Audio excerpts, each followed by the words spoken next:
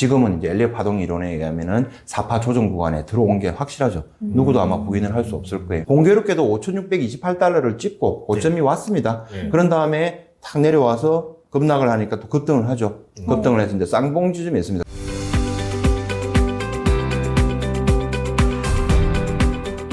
이 미국 이란 전쟁이 어느덧 이 4주차에 접어들었어요. 그러면서 지금 뭐 금리 인하 기조에서 금리 인상 예상까지 나오면서 시장이 조금 이제 발작을 하고 있는 것 같아요. 그래서인지 원래 이 대표적인 위험 회피 자산인 금이 오히려 떨어지고 있더라고요. 아무래도 금리 인상 뭐 얘기가 나오다 보니까 좀 그런 우려가 있는 것 같은데, 그렇다 하더라도 금 가격이 추세가 너무 좋았거든요. 그러면 만약에 이 전쟁이 빠르게만 종료된다 그러면 다시 금리 인하 기조로 갈 거고, 그러면 또 기대해 볼 수도 있지 않을까 생각이 듭니다. 이와 관련해서 또 자세한 이야기 들어보기 위해서 오늘 금 전문가 배재한 대표님 모셨습니다. 안녕하세요. 네, 반갑습니다. 네, 안녕하세요. 배재한입니다. 유튜브 골드나라 배재한의 금 토크를 운영하고 있고요. 이제 겨우 10만 구독자를 넘어섰습니다. 우리 전인구 TV를 시청해 주시는 분들 많이 구독해 주시고 응원해 주시면 너무 고맙겠습니다. 주식회사 골드나라 주식회사 아우라 금거래소를 직접 전국에 많은 매장들을 가지고 직접 운영을 하고 있고요. 이제 금 투자 경력은 실제로 이제 17년에서 20년 정도 됩니다. 최근에 여기 보이는 절대 실패 없는 금 투자라는 책을 썼고요. 운이 좋게도 한때 잠깐 이제 교보문고 4위 정도까지 베스트셀러 올라갔습니다. 그리고 이제 그 기금속 산업 발전을 위해서 이제 하는데 한국 기금속 중앙회라고 있거든요. 거기가 이제 전국 지부 지회가 있는 큰 단체예요. 거기에서 이제 올해 부회장으로 역할을 맡아가지고 제가 이제 기금속 산업 발전을 위해서 열심히 또 봉사활동을 하고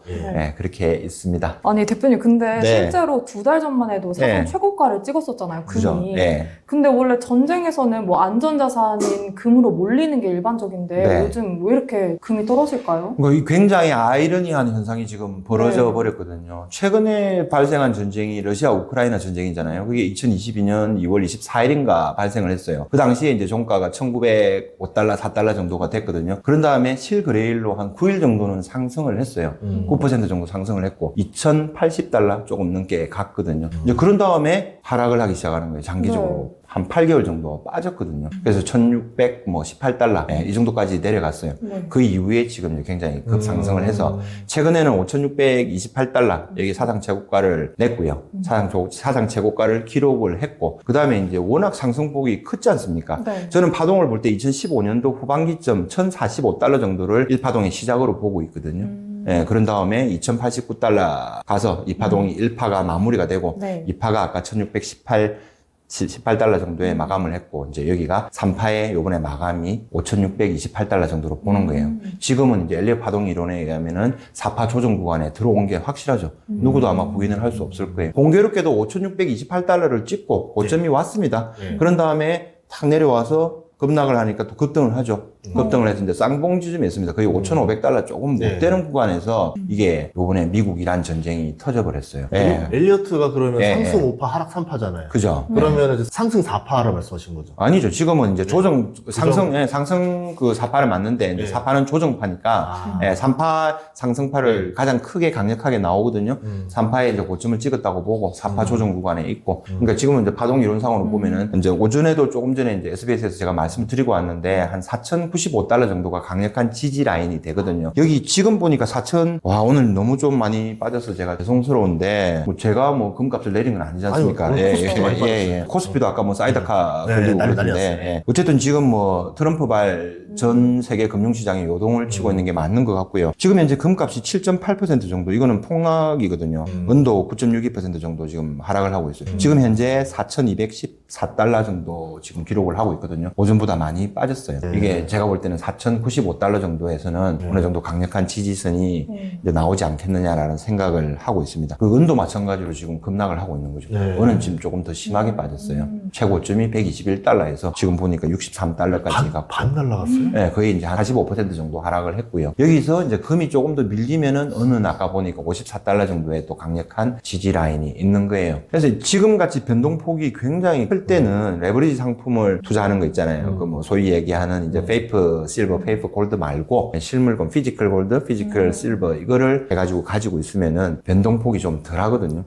네, 그리고 어떤 상황이 되더라도 얘는 가지고 있으면 되잖아요. 그쵸. 언젠가는 네. 오르거든요. 상장 폐지가 없는 거기 그쵸. 때문에 실물금을 보다 안정적으로 실물은을 가지고 있는 게 좋다. 실물금, 실물은이 뭐 실버바, 골드바 얘기하는 거죠. 네, 그렇게 하는 게 일단은 생각이 들고 지금 이제 고점에서 그거 하신 분들도 있는데 이건 뭐라고 말씀을 못 드리겠어요. 저도 이제 한참 고점에 제가 라이브 방송을 통해서 말씀을 드렸거든요. 이제 고점을 경계를 해야 된다라고 말씀을 드렸는데 실제로 이제 실버 같은 경우에는 코비드-19 때 급락을 순간적으로 했거든요. 네. 요번에도 같은 현상이 일어났어요. 예. 어떤 위기 상황이 오면 실제 결제가 필요한 달러를 사기 위해서 모든 자산들을 우선적으로 팔아버리거든요. 더군다나 이제 금 같은 경우에는 유동성이 굉장히 풍부해요. 그리고 돈도 이제 차지하는 시가총액의 비중도 굉장히 큰 거죠. 그래서 이제 자금화하기가 쉽거든요. 그래서 이런 경우도 있어요. 예. 그렇게 해서 실제로 은이 11.4달러까지 내려간 게 121달러까지 올라갔거든요. 11배가 단기간에 올라버렸어요. 그런 다음에 이제 당연히 산이 높으면은 골이 깊을 수밖에 없는 거고 그 골이 깊은 지금 이제 우리가 어쩌면은 좀 굉장히 좀 마음 아픈 이제 그런 상태에 왔고 그런 구간인데 이제 거의 다 오지 않았을까라는 생각이 들고요. 실물금을 하는 사람들은 뭐 10% 20% 내 구간 내에서 분할 매수해가지고 조금씩 들고 들어가면은 이제 뭐 기술적 분석상으로 봐도 마지막 5파는 남았고 5파가 강력한 파동이 나오면은 전고점을 돌파를 하거든요. 예, 그런 파동이 또 나올 수도 있는 거예요. 그래서 예전과는 다르게 또 실버가 지금 산업용으로 굉장히 또 많이 쓰이지 않습니까? 첨단 산업 분야에서. 그렇기 때문에 또 예전하고는 또 다르고 또 좋은 소식을 전하자면은 이제 중국에서는 이제 공급량을 굉장히 실버에 대해서 많이 가지고 있지 않습니까? 자기들이 이제 60-70% 정도로 가지고 있었거든요. 그러면서 이제 미국을 견제를 하고 미국이 또 그냥 당하고 있지는 않지 않습니까? 그래서 이제 크리티컬 미네랄 장관 회의라든지 트럼프 뭐 무역확장법 232조를 통해서 이제 실버에 대한 은에 대한 가격 하한선을 정해줬단 말이에요. 그리고 이제 이거를 각 나라의 주요 장관들을 불러서 협조를 좀 해달라. 은 공급을 해야 되니까. 지금 전쟁이 많이 일어나고 있는데 그 무기들, 군사 무기에 있잖아요. 엄청난 은들이 들어가요. 그렇죠. 네, 각종 미사일들, 토마호크 미사일, 뭐 F-15, F-16, 뭐 B-1, B-2, 잠수함 뭐 할 거 없이 있잖아요. 엄청난 은들이 들어가거든요. 전기 전도도가 가장 좋은 금속이거든요. 그러니까 어떤 신호를 보내가지고 탁 그 지점에 떨어져야 되지 않습니까? 네, 떨어져야 되는데 잘못해가지고 신호를 잘못 받아들여가지고 그 민간인 구역이라든지 하면은 굉장히 이제 큰일이 나니까 군사용 거기에는 이제 굉장히 많은 금과 은들이 들어갑니다, 실제로. 그러니까 너무 많이 상승한 게 지금은 조정을 좀 심하게 받고 있다. 자, 이 정도 했으면은 이제 어느 정도는 분할 매수해서 들어가서 또 다른 상승을 이제 기다리는 구간이 있는 거죠. 지금은 또 보니까 금도 폭락하고, 은도 폭락하고, 주식도 폭락을 하고, 지금은 코스피도 지금 6.6% 정도 하락을 하고 있네요. 예.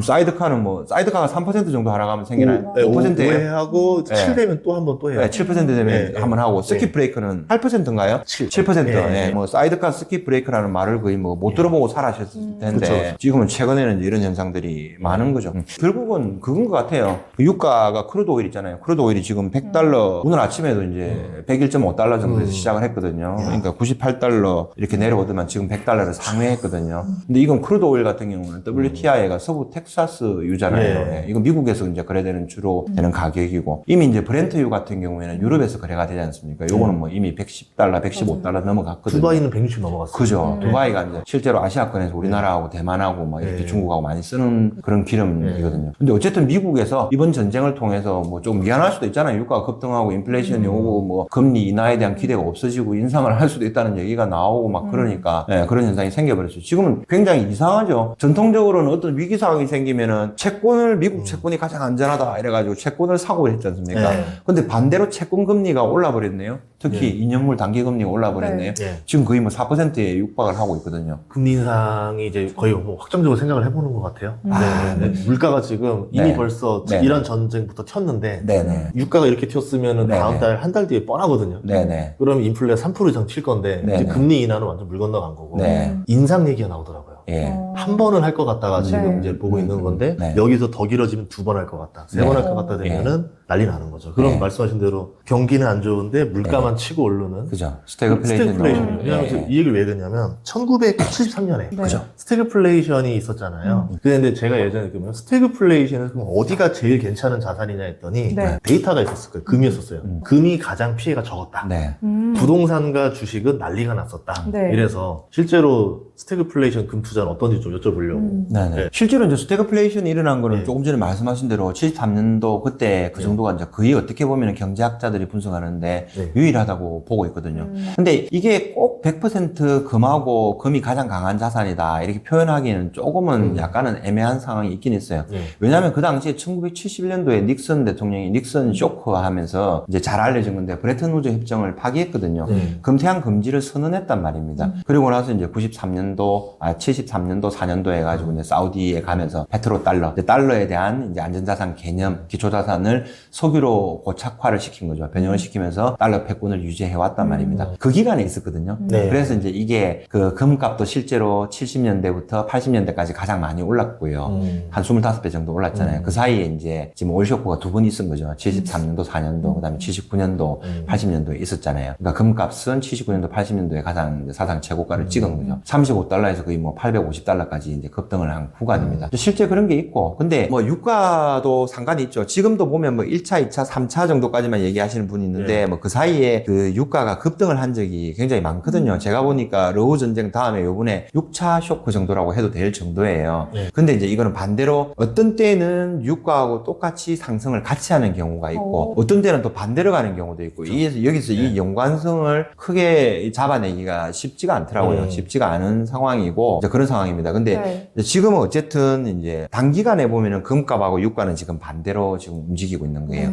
크루드 오일이 지금 100달러를 돌파를 했는데, 이거는 트럼프 대통령이 이거 서부 텍사스유는 막으려고 하고 있는데, 이게 뚫린 것 같아요. 뚫린 것 같고. 근데 물론 유가는 시간이 지나가면 어느 정도는 떨어져요. 그러니까 건월물, 5월물, 6월물, 뭐 7월물 뒤로 갈수록 원월물일수록 유가는 지금 하락해 있는 거거든요. 결국은 안정화가 되면 또 급속도로 그 이전으로 돌아가는 경향이 있는데, 과연 이 전쟁이 얼마나 지속이 되느냐, 그리고 이제 이라크의 뭐 석유, 가스 유전들이 얼마나 파손이 되었고 훼손이 되었고, 그죠, 파괴가 되었고 다시 얼마만큼 이제 빨리 회복을 하느냐, 여기에 조금 전 세계 모든 자산 시장들이 영향을 받는 것 같아요. 어쨌든 지금은 뭐 그 트럼프 발, 이란 전쟁 발 쇼크가 오고 있는 게 사실입니다. 이건 지금은 거의 뭐 금값도 9.7% 빠지고 있는데 은값도 11.9%, 이건 폭락 수준이 맞습니다. 예. 그럼 저는 궁금했던 게 말씀 중에 유가랑 금이랑 같이 가는 경우도 있다고 하셨잖아요. 네, 같이 가는 경우도 있어요. 예. 그럼 원래 보통은 유가가 오르면 뭐 인플레이션 때문에 금리도 오르고 그러면서 이자를 주는 채권으로 몰리면서 금이 좀 떨어진다, 이런 개념으로 이해를 했는데 그러면 유가가 오르는데 금이 같이 오르는 경우는 어떤 경우예요? 그죠. 아까 그게 100%는 이제 똑같지가 않다라는 거죠. 이번에도 전통적으로 채권 가격이 올라야 되는데 채권 가격이 내렸거든요. 채권 금리가, 단기 금리가 2년물이 급등을 했지 않습니까? 그럼 채권 가격은 급락을 했다는 거예요. 그럼 전통적인 투자 방식에서 위기, 미국 채권 사자, 이 공식이 깨져버린 거예요. 깨져버렸고, 금도 러시아 때는 아까 올라갔다 그랬잖아요. 러시아 러우 전쟁 때는 단기간에 9일 만에 9% 정도 올랐어요. 그 다음에 이제 8개월 동안 장기 하락 기간을 거쳤단 말입니다.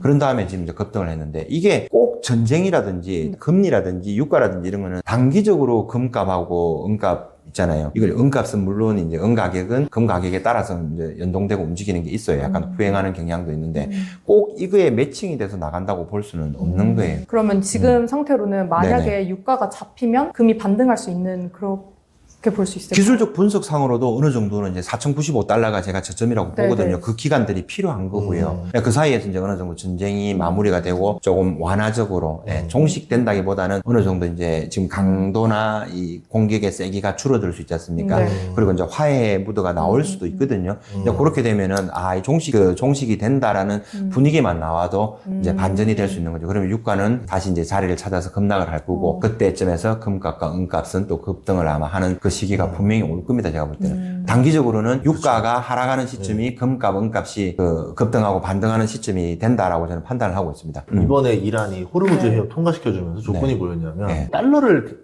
탈피하려고 하더라고요. 페트로 위안. 그렇죠. 위안으로 달라 했는데 달러를 어차피 받아봤자 나중에 제재 걸어버리면 스위프트만 결제 끊어버리면 끝나는 거고, 저번에 캄보디아 사태 때도 나왔지만 비트코인도 추적해가지고 다 동결시켜버릴 수 있는 거고, 그럼 비트코인 받아도 막힐 거고 달러 받아도 막힐 거고 위안화를 받 받더라 하더라도 위안화도 쓸 수 있는 망이 너무 적으니까 한계가 있을 거고 만약에 실물 금으로 달라.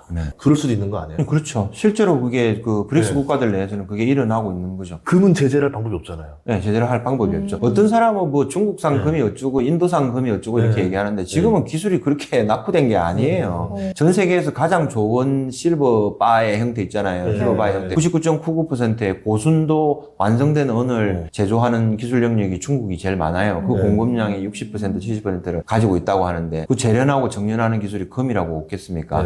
물론 우리나라도 고려아연하고 LSMN이라는 굴지의 기업이 있어서 천만다행입니다.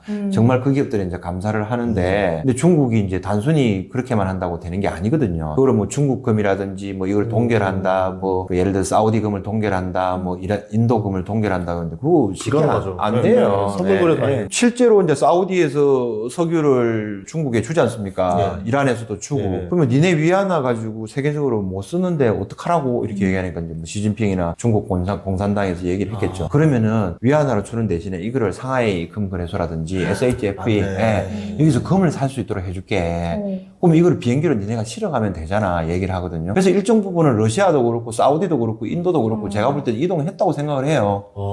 하메네이가 그 요번에 2026년 2월 28일 날 공습받아가지고 사망하기 직전에 그 몇 주 전에 있잖아요. 러시아를 통해서 비행기를 태워가지고 그 비행기 동선들 있잖아요. 맞아요. 본인이 간 게 아니었잖아요. 이때니까요. 비행기 동선들에서 해가지고 실어서 금을 보냈다니까요. 실제로. 만약에 자기가 살아있을 경우에는 러시아로 망명을 하든 뭘 하든 해가지고 자기는 또 부유하게 살아야 되니까. 실제로 가고 그다음 하메네이 아들이 뭐 또 모주탑합니까? 들어와가지고 또 공습 때 다쳤다 그러면서 러시아에서 수술을 하고 있니 없니 그러잖아요. 아마 금을 갖다 놔서 그 수술 받을 수 있을 거예요. 그 비자금을 금으로 해서 빼돌려놨기 때문에 자기들이 이제 그걸 계속 승계받을 수 있는 자금력을 줬기 때문에. 그게 뉴욕에서 런던에서 딜리버리 할 수 있는 요건들을 정하잖아요. 그 기술이 중국은 세계 GDP 2위예요, 2위. GDP로 따지면 미국이 29조 달러고 그 중국 같은 경우는 18조, 19조 달러 나오잖아요. 그리고 인구도 지금 14억 인구고 인도가 지금 EU를 제외하면 5위예요, 5위. 무시할 나라가 아니라니까요. 지금속 거래에서 상하이 거래소가 어느 정도 파워가 있는 거예요? 지금은 이제 넘버2라고 보고 있는 거죠. 예전에는 뉴욕하고 런던에서 가격을 정했는데 상하이가 이제 실물 금과 은을 위주로 해가지고 거래를 하니까 넘버2라고 이제 거래량도 그렇고 거기는 실물 금과 은을 산업용으로 직접 쓰거든요. 중국이 세계의 공장이지 않습니까? 그럼 미국 규제에서도 피할 수 있는 거래가 가능하다. 그렇죠. 그러니까 미국은 거기서 뺏길 수 없으니까 중요한 거는 포인트를 하나 더 잡아야 되는데 곧 다가올 4월 1일 날 있지 않습니까? 인도도 지금 시장에 출범을 해요. 인도 정권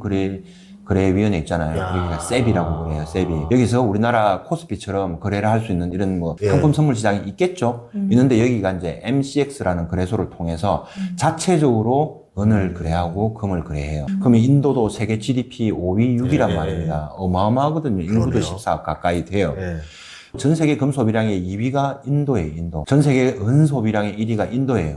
그 많은 인구에서 워낙 장신구로 금과 은을 좋아하지 않습니까? 그렇죠. 아니 그 결혼할 때 여자분들 신부들 보십시오. 이게 막 이런 팔찌도 저는 약과라니까요. 막 이렇게 해가지고 막 목에 하고 막 이렇게 가야 되는 게 명절 되면 되게 많이 사가더라고요. 그죠. 중국도 그렇고 인도도 그렇단 말이에요. 근데 정말 금과 은을 세상에서 전 세계에서 가장 많이 사용을 하는데 결국은 가격 결정권은 서방 세계에 있는 거예요. 뉴욕과 유럽 그 영국에 있으니까 런던에 있으니까 이거 안 되겠다 해가지고 인도도 이제 똑같이 이제 일어나는 거예요. 이게 이제 디달러라이제이션 있잖아요. 이런 거하고 마찬가지로 이제 결국은 이 사람들이 금과 은을 사잖아요. 그러면서 이제 이런 시장들이 커지는 거예요. 두바이도 성장하고 있죠. 싱가포르도 성장하고 있죠. 상하이, 이제 인도. 이게 이제 달러도 바로 무너지는 게 아니잖아요. 그 위안화를 쓰네, 뭐 브릭스의 유닛을 쓰네, 뭐 있잖아요. 예를 들어서 뭐 유로를 쓰네, 뭐 엔화를 쓰네, 뭐 이런 것처럼 이제 기축 통화가 조금 이제 미국 달러에서 힘을 약간 잃어가면서 다변화되어 가는 과정이죠. 미국은 그게 싫어서 패권을 유지하려고 지금 전 세계에서 이제 전쟁들이 일어나고 있는 거라고 저는 해석을 하고 있습니다. 실제로 최근에 이 브릭스 국가들이 그 달러를 기반으로 하는 그 스테이블 코인이 아니라 금을 기반으로 한 스테이블 코인을 공동 개발하고 있다고 하더라고요. 어디까지 온 거예요? 그러니까 그걸 이제 유닛이라고 표현하던데 금 자산을 40% 정도를 두나 봐요. 그러면서 이제 스테이블 코인을 만들든지 아니면 거기서 예전에는 뭐 나머지 부분을 뭐 위안화로 한다는 얘기도 있고 유로화로 한다는 얘기도 있거든요. 근데 그 브릭스 국가들의 뭐 움직이는데 특히나 지금도 이란이나 베네수엘라 같은 같은 경우에도 그림자 순단, 유령 순단을 통해서 석유를 값싸게 수출하고 뭐 어떻게 결제를 받았지 않습니까? 위안화로 받았다는 경우도 있고 네. 러시아 같은 경우에는 인도에 그 석유를 수출하지 않습니까? 수출해가지고 인도 루피를 못 쓰니까 다시 아랍에미레이트 디르함으로 보냅니다. 그럼 디르함 같은 경우는 또 미국 달러하고 또 패깅이 돼 있는 경우도 있어요. 그렇게 해가지고 다시 또 중국으로 또 보내고 위안화를 가지고 그거를 금으로 받고 은으로 받고 이런 얘기도 있거든요. 근데 지금은 이제 통화 질서 자체가 단일 체제에서 미국이라는 달러 패권 체제 하에서 단일 체제에서 지금은 굉장히 이제 다양화, 다변화되고 있다고 봐야 돼요. 단순히 이제 달러 인덱스를 구성하는 있잖아요. 예를 들어서 뭐 유로화라든지 엔화라든지 영국의 파운드, 뭐 스위스 크로나, 캐나다 달러, 스위스 프랑 이 6개의 국가의 이제 통화가 아니라 이제 위안화가 등장을 하고 뭐 유니티 등장을 하고 갑자기 여기서 이제 스테이블 코인이 나오고 미국도 뭐 지니어스법을 통해서 나오고 그다음에 이런 브릭스 국가들도 또 대응을 해야 되지 않습니까? 그러니까 이게 굉장히 이제 통화 시스템이 변화되는 이런 급변하는 세상에서 우리가 살고 있는 것 같아요. 굉장히 복잡하네요. 굉장히 복잡하죠. 예. 단일 이런 게 아닌 것 같아요. 예. 전체적으로. 그러니까요. 아니, 네. 저는 그 비트코인의 장점 중에 하나는 네. 만약에 사서 네. 스테이킹이라고 해가지고 맡기면 네. 이자를 네. 받을 수 있잖아요. 금 같은 경우도 제가 네. 좀 실물 같은 거 예, 사서 예, 예를 들어 예. 뭐 거래소에다 맡겨놓는다든가 네, 네. 뭐 금은방에 맡겨놓고 이자를 네. 받는다든가 이런 네. 방법도 있어요. 그런 방법이 있죠. 오, 그래요? 그 저희 이제 골드나라에서 보관 운영을 먼저 했고, 그러니까 이건 신뢰의 문제예요. 하고 네, 싶으면 네. 믿으면 하는 거고 네. 아니면 안 하는 거예요.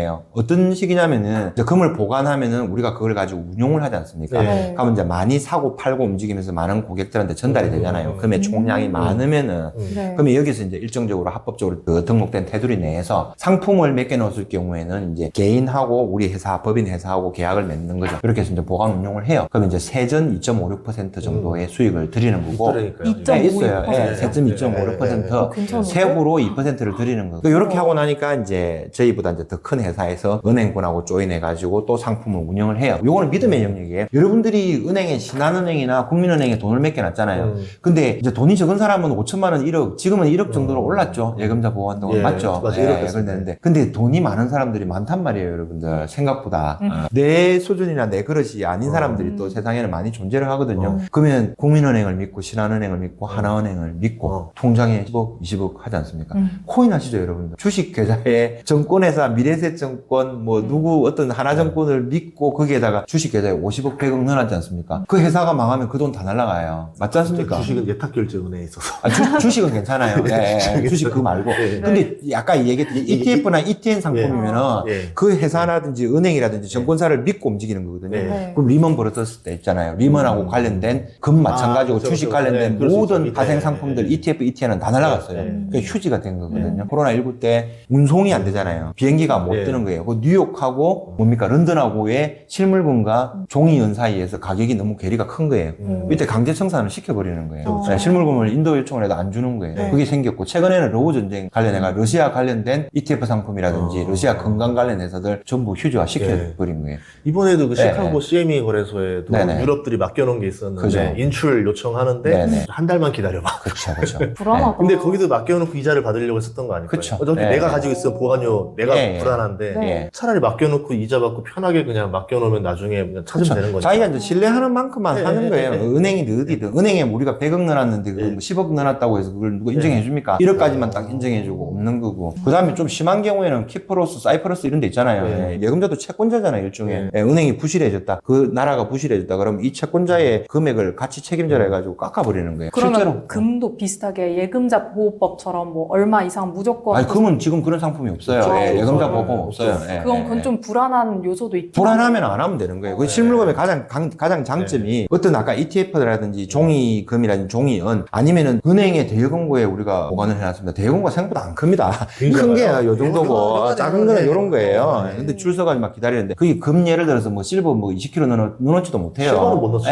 금 넣어봐야 뭐 몇 킬로 넣고 이렇게 하는데 큰 거를 받는다고 해도 근데 예를 들어서 극단적으로 뭐 이런 게 우리나라에 일어나면 안 되겠지만은 뭐 EMP 폭탄이 떨어졌다든지 전쟁이 일어나가지고 하면은 금융기관하고 국가 공기업 있잖아요. 공기관부터 해가지고 파쇄를 시켜버리거든요. 군사시설부터 해가지고. 그러면 그거 폐쇄돼가지고 못 써요. 4개 들어가 있는데 그걸 따고 들어가면은 그 특수강도죄가 되는 거고요. 그렇죠. 예, 주거물 침입죄 뭐 이런 게 되잖아요. 뭐. 그러니까 실제로 어떤 큰 일이 터질 때는 내 손 안에 있는 게 진짜 내 자산인 거예요. 그래서 실물금을 강조를 하는 거예요. 그 정도까지 안 가니까 나는 요 정도 선에서는 요 정도의 리스크는 감수를 하고 KRX에서 하든 ETF에서 하든 ETN에서 하든 주식을 하든 하든 코인을 자유롭게 하는 거예요. 그러니까 그 신뢰의 문제예요. 예를 들어서 이 골드 그 반지가 있어요. 커플링을 하거나 뭘 하거나 금액의 크기에 따라서 다르겠지만 이거를 예를 들어서 50돈 하고 싶어요. 그러면 이 5천만 원이란 말이에요. 그러면 그 금은방 사장님이나 소매점을 하고 금거래소에서 그럼 돈을 10원도 안 받고 물건을 만들어줄 수는 없잖아요. 그러면 1,000만 원을 성금을 받던 어떤 큰 회사들 같은 경우에는 전액을 다 받아요. 다 받아야 되기 때문에 왜냐하면 그날 금을 다 사고 시세 변동에 대해서 오르든 내리든 서로 간에 업자 해가지고 다 받거든요. 그럼 5천만 원을 주면 그게 신용이에요. 그럼 그 금은방 없어지면 어떡할 건데요? 이게 만드는데 2주든 3주든 한 달이든 마찬가지예요. 그 유가증권을 판매를 하고 은행에 어떤 상품을 하고 그러면 그 회사는 어느 정도의 신뢰가 있으면 하는 거고 신뢰 없으면 안 하는 거예요. 저를 보고 이 회사는 믿을 만하네 하면은 내가 2억이 있는데 2kg가 있는데 1kg 정도는 맡기고 운용을 해볼게. 아니면 더 못하겠다면 안 하면 되는 거예요. 그거 강조할 필요도 없는 거예요. 그거는. 뭐를 더 이상 하고 말을 할 필요도 없는 거예요. 예.